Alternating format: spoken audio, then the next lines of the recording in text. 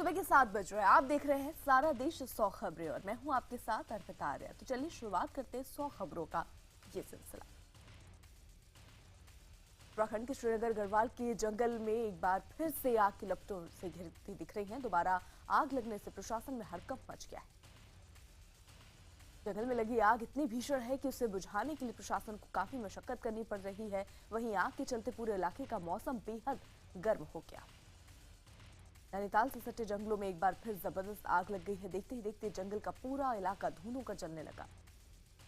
धुएं का गुबार कई किलोमीटर दूर से देखा जा सकता है। राहत की बात यह थी कि जहां आग लगी वहां आसपास रिहायशी इलाका नहीं था।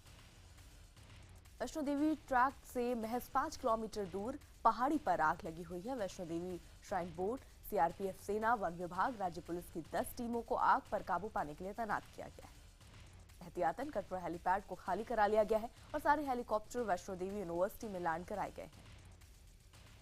हिमाचल प्रदेश के 1024 जंगल के इलाकों में अभी भी आग लगी हुई है। आग से नुकसान का आंकड़ा 1 करोड़ 20 लाख के पार हो गया है। अब तक आग से कुल 9,947 हेक्टेयर वन क्षेत्र प्रभावित हुआ।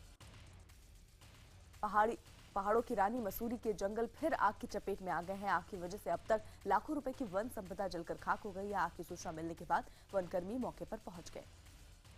मथुरा में उस समय हड़कंप मच गया जब दिल्ली आगरा नेशनल हाईवे पर ज्वलनशील पदार्थ लेकर जा रहे एक टैंकर में आग लग गई। आग बुझाने के लिए दमकल की आधा दर्जन गाड़ियों को कई घंटों तक मशक्कत करनी पड़ी। पंजाब के लुधियाना में एक होजरी की फैक्ट्री में आग लगने से अफरा तफरी का माहौल मच गया। आग बुझाने के लिए दमकल कई गाड़ियां घंटों तक मशक्कत करती रही। आग लगने के कारणों का पता नहीं चल पाया। चीन के जिनजियांग प्रांत में मंगलवार को भयानक धूल भरा तूफान आया। तूफान इतना जबरदस्त था कि 100 मीटर ऊंची इमारत भी दिखाई देना बंद हो गई। विजिबिलिटी घटकर महज कुछ मीटर ही रह गई। प्रशासन ने धूल भरे तूफान को देखते हुए पूरे इलाके में ऑरेंज अलर्ट जारी कर दिया। गुजरात के अहमदाबाद में तेज रफ्तार कार ने एक्टिवा पर सवार 2 युवतियों को टक्कर मार दी। टक्कर इतनी जोरदार थी कि दोनों युवतियां एक्टिवा से उछलकर बोनट से जा टकराई। किस्मत अच्छी थी कि दोनों को ज्यादा चोटें नहीं आई और प्राथमिक उपचार के बाद अस्पताल से छुट्टी दे दी गई। अहमदाबाद के एक रेस्टोरेंट चलाने वाले 2 भाइयों की कुछ गुंडों ने जमकर पिटाई कर दी। आरोप के मुताबिक गुंडों ने तीसरी बार भाइयों पर हमला किया है। पीड़ित का आरोप है कि आरोपी पुलिस के इन्फॉर्मर ने है, इसलिए पुलिस उनके ऊपर कोई कार्रवाई नहीं कर रही। मध्य प्रदेश के खरगोन में शराब के नशे में धुत एक शख्स ने जमकर हंगामा किया। शराब के नशे में चूर शख्स पुलिस वालों के सामने हंगामा करता नजर आया। उत्तराखंड के रुड़की में एक आइसक्रीम पार्लर में लूट का सीसीटीवी वीडियो सामने आया। वीडियो में साफ दिख रहा है कि 3 बदमाश पार्लर के मालिक को गन के दम पर लूट कर फरार हो जाते हैं। देश भर के कई इलाकों में भारी गर्मी से बुरा हाल है। महाराष्ट्र सरकार ने अलर्ट जारी किया और लोगों से दोपहर 12 बजे से 3 बजे तक घर से ना निकलने की अपील की है। राजस्थान में भी भीषण गर्मी पड़ रही है। बाड़मेर में तापमान 47.5 डिग्री पहुंच गया है। जैसलमेर में भी पारा 47 डिग्री पार कर चुका है। जयपुर में मई महीने में तापमान रिकॉर्ड 45.6 डिग्री रहा। हैदराबाद में बीजेपी ने सूखे के खिलाफ प्रदर्शन किया। बीजेपी का आरोप है कि राज्य सरकार ने सूखे से निपटने के लिए कोई योजना नहीं बनाई है। प्रदर्शनकारियों का कहना है कि पिछले 50 साल में इतनी बुरी स्थिति कभी नहीं थी। भले ही मौसम विभाग ने इस साल मानसून में देरी से आने की संभावना जताई हो, लेकिन केरल और तमिलनाडु के इलाकों में हुई बारिश से लोगों के चेहरे खिल उठे हैं। लोगों को गर्मी से बड़ी राहत मिली। समाजवादी पार्टी ने आजम खान के विरोध के बावजूद अमर सिंह को राज्यसभा में भेजने का फैसला किया। वहीं कांग्रेस से दोबारा एसपी में आने वाले बेनी प्रसाद वर्मा को भी राज्यसभा भेजने का फैसला किया गया है। आजम खान ने अमर सिंह को एसपी से राज्यसभा भेजने के फैसले पर दुख जताया। बताया जा रहा है कि बैठक में अमर सिंह का नाम आने पर आजम बैठक छोड़कर चले गए। वहीं अमर सिंह ने इस पूरे मसले पर कुछ भी कहने से इनकार किया। प्रधानमंत्री नरेंद्र मोदी 22 मई से 2 दिन की ईरान यात्रा पर रहेंगे। इस दौरान दोनों देशों के बीच आपसी सहयोग बढ़ाने सहित कई मुद्दों पर बातचीत होगी। ईरान के राष्ट्रपति डॉक्टर हसन रूहानी के निमंत्रण पर जा रहे पीएम अपने दौरे पर ईरान के सर्वोच्च नेता अयातुल्लाह उल खुमैनी से भी मुलाकात करेंगे। मोदी रूहानी के साथ पारंपरिक हितों से जुड़े विभिन्न मुद्दों पर भी चर्चा करेंगे। मोदी सरकार के 2 साल पूरे होने पर केंद्र सरकार कई खास कार्यक्रम आयोजित कर रही है। इसके तहत एक केंद्रीय मंत्री, एक राज्य मंत्री और एक पार्टी पदाधिकारी हर राज्य जाकर केंद्र उपलब्धियों को लोगों तक पहुंचाएंगे। वहीं इस बार केंद्रीय मंत्री वेंकैया नायडू के नेतृत्व में एक कमेटी बनाई गई है। इस कमेटी ने सभी मंत्रालयों से उनकी उपलब्धियां मांगी हैं। सूत्रों के मुताबिक 2 साल की उपलब्धियों की थीम जरा मुस्कुरा दो या फिर बदलाव हो सकती है। इस पर आखिरी फैसला 20 मई के बाद होने वाली एक बैठक में होगा। नई दिल्ली के अकबर रोड का नाम बदलकर महाराणा प्रताप रोड रखने के लिए विदेश राज्य मंत्री वीके सिंह ने वेंकैया नायडू को चिट्ठी लिखी है। गौरतलब है कि इससे पहले सीएम मनोहर लाल खट्टर ने वीके सिंह से मुलाकात कर नाम बदलने की मांग की थी। दिल्ली नगर निगम उपचुनावों में आम आदमी पार्टी सबसे बड़ी पार्टी बनकर उभरी। 13 सीटों पर हुए उपचुनाव में आम आदमी पार्टी ने 5 सीटें, कांग्रेस ने 4 सीटें जबकि बीजेपी ने 3 सीटों पर कब्जा किया। वहीं सीट पर निर्दलीय ने जीत हासिल की। दिल्ली विधानसभा चुनाव में अपना खाता भी नहीं खोल पाई कांग्रेस। एमसीडी उपचुनाव के नतीजों से गदगद है। कांग्रेसी कार्यकर्ताओं ने 24 अकबर रोड पर पार्टी के दफ्तर के बाहर जश्न मनाया। गुजरात की मुख्यमंत्री आनंदीबेन पटेल ने इंदौर जाकर आध्यात्मिक गुरु भय्यू महाराज से मुलाकात की। हालांकि इस मीडिया से बातचीत के दौरान उन्होंने गुजरात में नेतृत्व परिवर्तन की खबरों से इनकार किया। सूखे की स्थिति से निपटने के लिए प्रधानमंत्री नरेंद्र मोदी की मुख्यमंत्री से मुलाकात का सिलसिला लगातार जारी है। इसी सिलसिले में मंगलवार को पीएम मोदी ने मुख्यमंत्री रमन सिंह और चंद्रबाबू नायडू से भी मुलाकात की। बिहार में बढ़ते अपराध को लेकर बीजेपी ने राज्यपाल को ज्ञापन सौंपा है। बीजेपी प्रतिनिधि मंडल ने राज्यपाल से मुलाकात की और आरजेडी नेता शहाबुद्दीन को भागलपुर जेल से किसी और जेल में शिफ्ट करने की मांग भी की। जाति प्रथा और असमानता खत्म करने के लिए महाराष्ट्र सरकार ने बड़ा फैसला लिया। सरकार के फैसले के मुताबिक राज्य में जो भी लड़का या लड़की अंतरजातीय विवाह करेगा उसे नौकरियों में प्राथमिकता दी जाएगी। इसके अलावा सरकार ने अंतर्राज्यीय विवाह करने वाले लोगों के बच्चों की पढ़ाई का खर्च भी उठाने का फैसला किया। सरकार ने इसे कानून का रूप देने के लिए ड्राफ्ट बनाना भी शुरू कर दिया है। यूपी के आजमगढ़ में हुई हिंसा पर बीजेपी सांसद योगी आदित्यनाथ ने समाजवादी पार्टी पर हमला बोला। उन्होंने कहा कि आजमगढ़ में दलितों और यादवों के साथ जो हुआ वो निंदनीय है। बाबा हरदेव सिंह महाराज की अंतिम यात्रा आज सुबह 8 बजे बुराड़ी से शुरू होगी और निगम बोध घाट पर संपन्न होगी।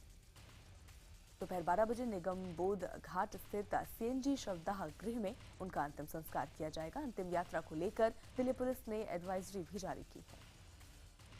निरंकारी मिशन ने बाबा हरदेव सिंह जी के महाराज के निधन के बाद उनकी पत्नी सविंद्र कौर जी को सदगुरु जी घोषित किया है। उनको सदगुरु की गद्दी बाबा जी के अंतिम संस्कार के बाद सौंप दी जाएगी। इससे पहले मंगलवार को हजारों भक्तों के साथ साथ दिल्ली के सीएम अरविंद केजरीवाल और डिप्टी सीएम मनीष सिसोदिया ने भी बुराड़ी मैदान में निरंकारी बाबा के अंतिम दर्शन किए। बता दें कि पिछले हफ्ते बाबा हरदेव और उनके एक दामाद का कनाडा में एक सड़क हादसे में निधन हो गया था। साध्वी प्रज्ञा को उज्जैन ले जाने की बात राज्य सरकार ने मान ली है, जिसके बाद साध्वी ने अपना आमरण अनशन खत्म कर दिया है। उन्हें आज भोपाल से उज्जैन ले जाया जाएगा, जहां वो शिप्रा नदी में स्नान और महाकाल के दर्शन करेंगे। पठानकोट हमलों के मास्टरमाइंड और जैश मोहम्मद के प्रमुख मौलाना मसूद अजहर और उसके भाई अब्दुल रऊफ के खिलाफ इंटरपोल ने रेड कॉर्नर नोटिस जारी किया है। ये नोटिस पठानकोट हमलों में शामिल होने के मामले में जारी किया गया है। पाकिस्तान ने एक बार फिर कश्मीर का राग अलापा है। उसने यूएन में भारत के खिलाफ शिकायत की है और कहा है कि कश्मीर पर भारत का नक्शा गलत है। उधर भारत ने कहा है कि कश्मीर भारत का अभिन्न अंग है। जम्मू कश्मीर के उरी सेक्टर के पास पाक ने सीजफायर का उल्लंघन किया। सेना के मुताबिक भारतीय सैनिकों ने भी जवाबी फायर किया और उसके बाद ही पाकिस्तानी से फायरिंग थमी। मंगलवार को दिल्ली मेट्रो की पहली बिना ड्राइवर ट्रेन का ट्रायल रन किया गया। केंद्रीय शहरी विकास मंत्री वेंकैया नायडू और दिल्ली के मुख्यमंत्री अरविंद केजरीवाल ने हरी झंडी दिखाकर ट्रेन को रवाना किया। 6 कोच वाली इस ट्रेन के हर कोच में 320 यात्री यात्रा कर सकेंगे। वाईफाई जैसी सुविधाओं से लैस ये ट्रेन तीसरे चरण के तहत इस साल के आखिर तक यात्रियों के लिए शुरू कर दी जाएगी। इसमें एलईडी टीवी भी लगाए जाएंगे, जहां लाइव स्ट्रीमिंग के जरिए न्यूज या मैच या कोई और टीवी प्रोग्राम दिखाया जा सकेगा। पंजाब के संगरूर में पुलिस से नाराज होकर एक युवक बिजली के खंभे पर चढ़ गया। हालांकि बाद में युवक को खंभे से नीचे उतारने के लिए समझाया गया, जिसके बाद उसे ऊपर से तिरपाल लगाकर कूदने के लिए कहा गया। लेकिन उसकी किस्मत खराब थी कि तिरपाल फट गया और युवक जमीन पर जा गिरा। बताया जा रहा है युवक को फ्रैक्चर हो गया है। फिलहाल युवक को अस्पताल में भर्ती कराया गया और मामले की जांच के आदेश दे दिए गए। राजस्थान में अब सभी सरकारी कॉलेजों और विश्वविद्यालयों में तिरंगा लहराया जाएगा। राज्यपाल कल्याण सिंह ने सभी कुलपतियों को इस बारे में निर्देश जारी किए हैं। बाबा केदारनाथ के दर्शन के लिए अब कोई वीआईपी नहीं होगा। दर्शन के लिए आम यात्री और वीआईपी सभी के साथ एक समान बर्ताव किया जाएगा। ये फैसला राज्य सरकार ने किया। यूपी के बाराबंकी में बाबा परमानंद के खिलाफ मुकदमा दर्ज होने के साथ ही अब बाबा उनके शिकार सामने आने लगे हैं। भुक्तभोगियों के मुताबिक बाबा गढ़ पूजा के नाम पर कम उम्र की महिलाओं का शोषण करता था। भारतीय वायुसेना प्रमुख अरूप राहा ने मंगलवार को बेंगलुरु में पहली बार देश के ही बने हल्के लड़ाकू विमान तेजस में उड़ान भरी। करीब 30 मिनट उड़ान भरने के बाद राहा ने तेजस की खूब तारीफ की। उत्तर प्रदेश के गोंडा में जम्मू और गुवाहाटी एक्सप्रेस में बीएसएफ के जवानों की दबंगई सामने आई। जवानों ने ट्रेन की महिला बोगी में कब्जा कर लिया, जिससे महिला यात्रियों को काफी परेशानियों का सामना करना पड़ा। उत्तर प्रदेश के शाहजहांपुर में जिलाधिकारी विजय किरण आनंद के तबादले के विरोध में लोग सड़कों पर उतर आए। सड़कों की तादाद में लोगों ने कलेक्टर को घेर लिया। उसके बाद जिलाधिकारी ने लोगों से शांति बनाए रखने की अपील की और वहां रवाना हो गए। उत्तराखंड की राजधानी देहरादून के पुलिस लाइन में घोड़े शक्तिमान की प्रतिमा लगाने की तैयारी चल रही है। उत्तरकाशी के ध्यान सिंह ने शक्तिमान की प्रतिमा को तैयार करने का जिम्मा लिया है। 14 मई को हुई बीजेपी कार्यकर्ताओं के प्रदर्शन के दौरान शक्तिमान घोड़ा घायल हो गया था और 1 महीने तक इलाज चलने के बाद उसकी मौत हो गई थी। एमपी के भोपाल में लीना शर्मा हत्याकांड में इंसाफ की मांग को लेकर लीना के दोस्तों ने कैंडल मार्च निकाला। लीना के दोस्तों की मांग है कि इस मामले में सभी आरोपियों के खिलाफ कड़ी से कड़ी कार्रवाई की जाए। पटना सिटी के चौक थाना पर जाम से परेशान इरकॉन कंपनी के कर्मचारियों ने थाने के दरोगा की पिटाई कर डाली। हालांकि दरोगा को ज्यादा चोटें नहीं आई हैं। पुलिस ने मामले की गंभीरता को लेते हुए जांच शुरू कर दी। राजस्थान के एसएमएस अस्पताल में एक मरीज की फेफड़े से लॉकेट निकालने में डॉक्टर ने कामयाबी हासिल करी। ऑपरेशन के बाद अब मरीज पूरी तरह से स्वस्थ है। बिहार के गया में एक बुजुर्ग अपने से काफी कम उम्र की लड़की के साथ शादी करने कोर्ट पहुंचा। इस जोड़े को देखने के लिए कोर्ट परिसर में लोगों का हुजूम उमड़ पड़ा। बिहार के बाद मध्य प्रदेश में भी शराबबंदी का माहौल धीरे धीरे गर्मा रहा है। मंगलवार को भोपाल में महिलाओं ने स्कूल के बगल में खुली देसी शराब की दुकान के सामने सुंदरकांड का आयोजन कर उसका विरोध किया। पंजाब के लुधियाना में सिख धर्म के बड़े प्रचारक संत रणजीत सिंह ढढरिया वाले के काफिले पर फायरिंग की गई। हमले में रणजीत सिंह ढढरिया बाल बाल बच गए। इस हमले में बाबा रणजीत सिंह के एक सहयोगी की मौत हो गई। पुलिस के मुताबिक हमलावरों ने काफिले को रोककर गोलियां चलाई और खालिस्तान के समर्थन में नारेबाजी भी की। हमले के बाद सिख धर्म के प्रचारक संत रणजीत सिंह ढढरिया वाले ने एक वीडियो जारी किया। ढढरिया ने आरोपियों के खिलाफ कार्रवाई की मांग की। इसके अलावा बाबा ने सिख संगत से पंजाब में शांति बनाए रखने की भी अपील की। असम के नगांव जिले के रोहा शहर में मंगलवार शाम एक बम धमाके में 3 लोगों के घायल होने की खबर है। हालांकि धमाके पीछे किसका हाथ है उसका खुलासा अभी नहीं हो पाया, लेकिन पुलिस इसे उग्रवादी संगठन उल्फा का नाम दे रही है। दिल्ली के गोविंदपुरी मेट्रो स्टेशन के पास महज 2 दिन की बच्ची को लावारिस छोड़कर एक जोड़ा फरार हो गया। ये वाकया सीसीटीवी में कैद हो गया। सीसीटीवी की मदद से बच्ची को लावारिस छोड़ने वाले जोड़े की तलाश जारी है। झारखंड के चतरा में हुए पत्रकार इंद्रदेव यादव की हत्या के मामले में पुलिस ने 3 आरोपियों को गिरफ्तार किया, जबकि 3 और आरोपियों की तलाश में छापेमारी की जा रही है। पुलिस के मुताबिक पत्रकार की हत्या की साजिश उग्रवादी संगठन टीपीसी के मुख्यालय में रची गई थी, जबकि टीपीसी ने इसमें अपना हाथ होने से इनकार किया।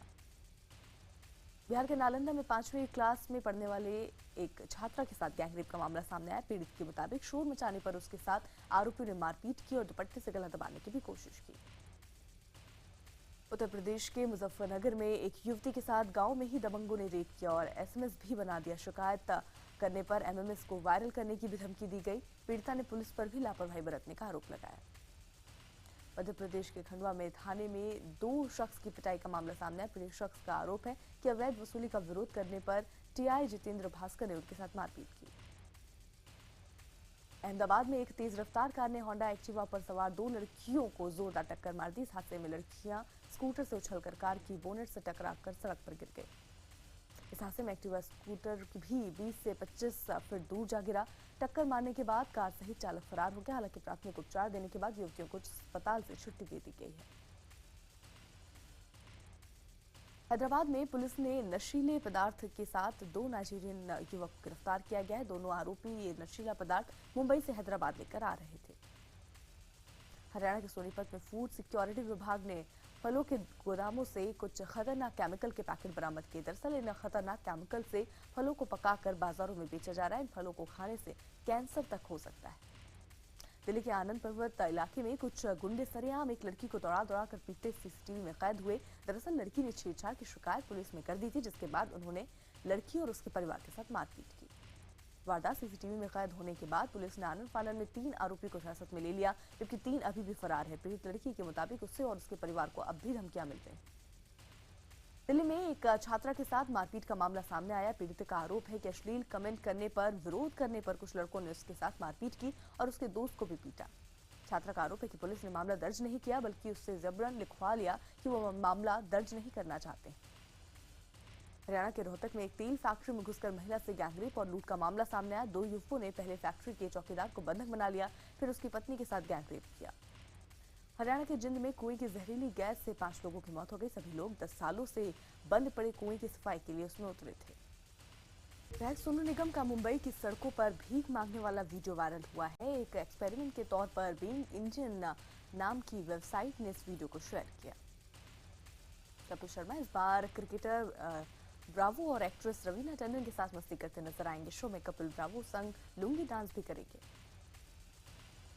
फवाद खान जल्द ही सलमान खान के साथ फिल्म में नजर आएंगे। समीर शर्मा की फिल्म जुगलबंदी के लिए फवाद खान को साइन किया गया है। फरहान और श्रद्धा के बीच बढ़ रही नजदीकियों के बाद अब खबर है कि ये दोनों एक दूसरे को डेट भी कर रहे हैं। दरअसल दोनों एक साथ रॉक ऑन के सीक्वल में काम कर रहे हैं। सलमान फिर से अपना हेयर ट्रांसप्लांट करवा रहे हैं। खबरें हैं कि सलमान लूलिया संग इसी साल शादी करने वाले हैं, जिसके चलते वो हेयर ट्रांसप्लांट करा रहे हैं। एक्ट्रेस अदिति राव हैदरी का नोएडा पुलिस ने चालान काटा। फैशन शो से लौटते वक्त अदिति गलत साइड में गाड़ी चलाते हुए पकड़ी गई थी। अमेरिका के न्यूयॉर्क में जब्त की गई करीब 70 मोटरसाइकिलों के ऊपर बेदर्दी से बुलडोजर चला दिया गया। ये बाइक गैर कानूनी रूप से गाड़ी चलाते हुए जब्त की गई थी। बगदाद के शिया बहुल के बाजारों में हुए बम ब्लास्ट में 54 लोगों की मौत हो गई।